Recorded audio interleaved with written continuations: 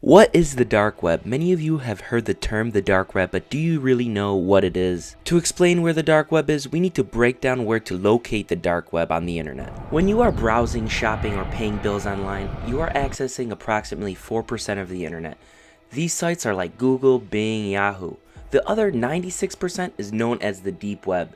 These contain subpages, restricted access journals, archives, and so on. So everything we do online is visible, traceable, and can be monitored, but certain areas of the internet can be masked. These masked areas are called the dark web. Basically, the dark web works by hiding your identity through different types of encryption software. For example, Tor, which allows you to browse the internet completely anonymous. Besides the use of the illegal side of the dark web truly allows you to be anonymous browsing the internet online. It also allows people to access sites that might have been blocked by their country, specifically Facebook. You could go to Facebook using the dark web anonymously and be able to browse it. Doesn't matter what country you are in.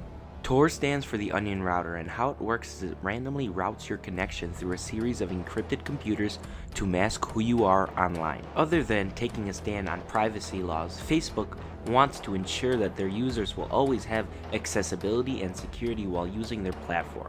The Tor network allows them to break into this market and shows the good side of the dark web. The dark side of the dark web is used to sell drugs, sell credit card information, and other illegal activities. This is what gives the dark web such a bad reputation. You might think, what can I do to stay protected from the dark web and keep my information safe? How about first finding out if your private information is on the dark web right now? We are giving a free dark web scan if you visit our website www.mvpworks.com/darkweb. What our dark web scan does, it scans your email address to see if you have personal information such as a password online for hackers to buy. It'll also tell you the website that was hacked and where the information was obtained, so please check it out and see if you've been hacked before.